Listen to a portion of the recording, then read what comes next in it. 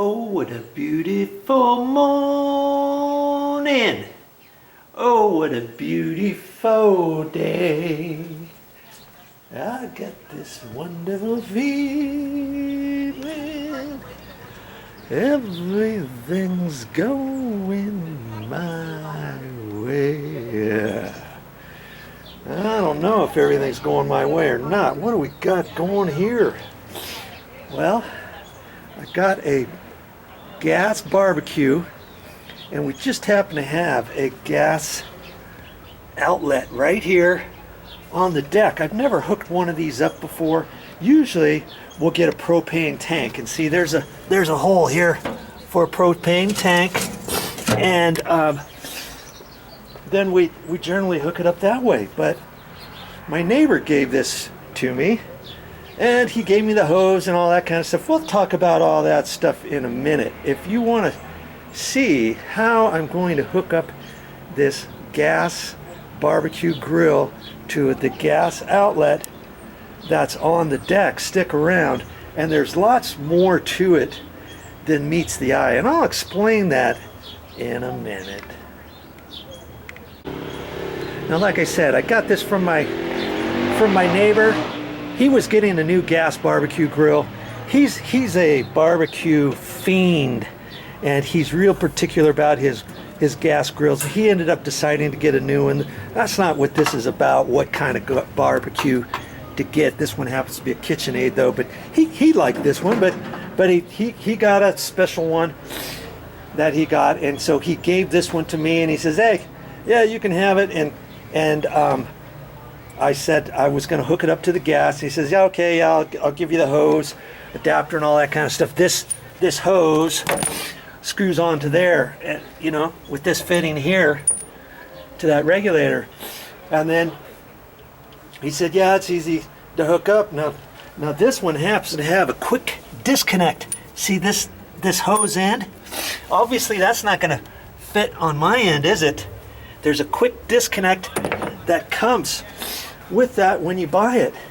See, it's this little thing right here. This thing, I'll show you that in a second. He didn't want to give me his on his gas outlet on his deck. He says, no, I'm going to keep it because if he gets a gas heater out on his deck, he'll just get another hose and stuff and hook it on his disconnect.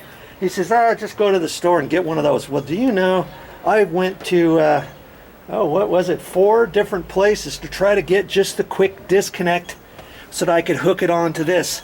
Home Depot didn't have it. Lowe's didn't have it. Where else did I go? Ferguson's Plumbing, they didn't have it. And then a wholesale air conditioning or a sprinkler outlet. Oh, look at these people here. They're going down the river too. That's kind of fun to do. That's cool. And they didn't have it. And then I actually called up a gas barbecue grill and outdoor backyard place over the phone, and he says, oh no, we don't have that, but we have the whole kit. Of course they'll sell you the whole kit like this, that comes with the hose, the quick connect coupler, that's what that is, and a regulator with hose and all that kind of stuff. They'll sell you all that for almost $100. This right here. And my neighbor gave that to me just in case I needed it. And I thought, no, I'm not going to buy all that. All I'm going to do is get the quick disconnect. Nobody had them. They had a 3/8 disconnect that looked exactly like this, but they did not have the 1/2 inch. And see, this is the one that my neighbor gave me. This one. I went to the Home Depot. That's where he got his kit and got a brand new one, all so I could get this right here. That's all I'm going to use out of there. And that, believe it or not, is the only thing I need, because see, I just push that in, screw that to the wall over there, and that's the quick disconnect. Okay, and they don't have those. So when I was talking to, here's a tip for you, when I was talking to one guy over the phone who's just a barbecue grill company and a backyard place that sells all kinds of stuff, he says, yeah, lots of people when they move The thing is, when they move and they take their barbecue with them, lots of times they leave the disconnect on there and they forget that, and so everybody's always trying to find one of these. Did you know that? Well, you just can't buy one of those. I bet you maybe Amazon might sell these, I don't know, but nobody in town would, and all that kind of stuff. So this is all I'm gonna need. But here's the funny thing too, my neighbors, it's all set up for 1/2 inch, and I was all ready to go, and this little nipple here is not 1/2 inch, it's 3/8. So whoever hooked up a gas grill on here before, they hooked up to a little pipe like this that was 3/8. They have those at the store too, a 3/8. But this obviously is not going to fit on there, is it? And so I'm like, okay, you see, here it is. This is 1/2 inch right there. Okay, that happens to be 1/2 inch. And I know that because you see how that pipe is bigger in diameter than this one. How could that be?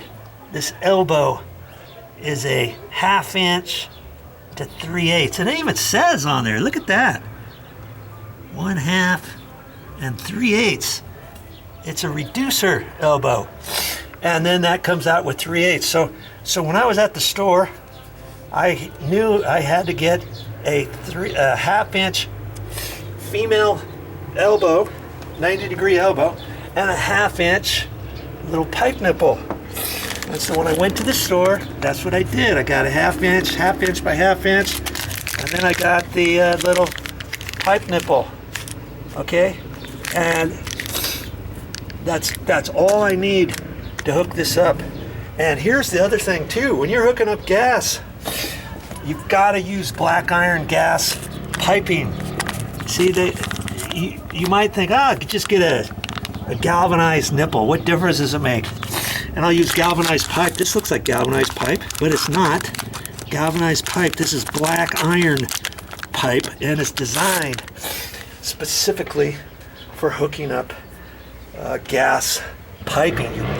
You've got to remember to do that whenever you're hooking up gas. Okay, and so there's a few things for you to realize already. And see, here's my shut off, and I know it's off because it's going across like that. When I turn it on, I'm going to pull it straight up, going the same direction as the pipe. But I'm not going to do that until I get everything hooked up. Okay, so yeah, isn't that something? I would have paid $30 for this if I had to. Now they had some exactly like this at the Home Depot that was 3/8, and that was $20. And I thought, okay, they'll have one exactly like that for 1/2 inch, no dice. They don't do it. It's just like some types of cars, you know, you have to go to the dealer to get the part because you can't get it at your local place because maybe that dealer doesn't want you to use an off-brand or something. Well, it's kind of like the same thing. They've kind of figured that out, that they're not going to sell these separately because they know you're going to have to go to the store. You're going to have to buy a whole kit like this, even though you may only need this deal right here. Okay, hope you learned something on that. Okay, so now I've got to get ready to figure out how to hook this up. I guess one of the first things I could do is hook this pipe back onto there. And when my neighbor gave it to me, this pipe was on there, and I didn't take this initially. I didn't take this to the store because I thought, how hard could it be? After the first trip, I figured I need to take this to make sure that my quick disconnect, whatever I get at the store, will fit. Okay, and that's why I ended up taking this. That's why I ended up taking this off, and it didn't have any Teflon tape on it.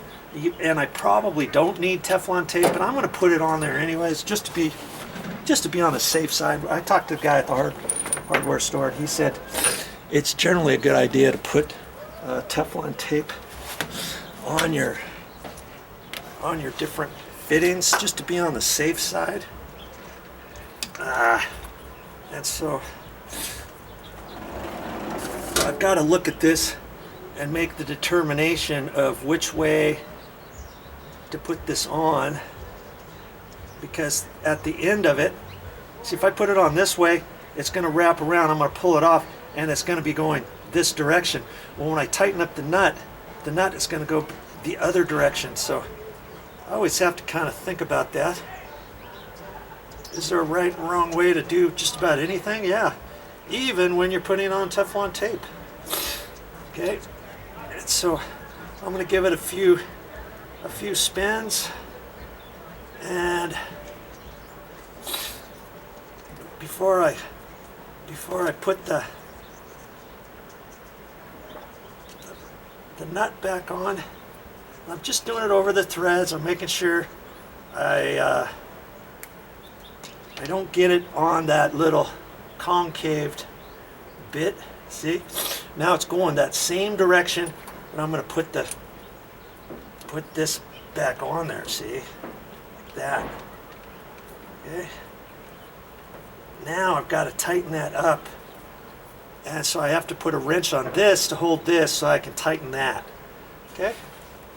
See, that's just my little insurance policy, putting the Teflon tape on.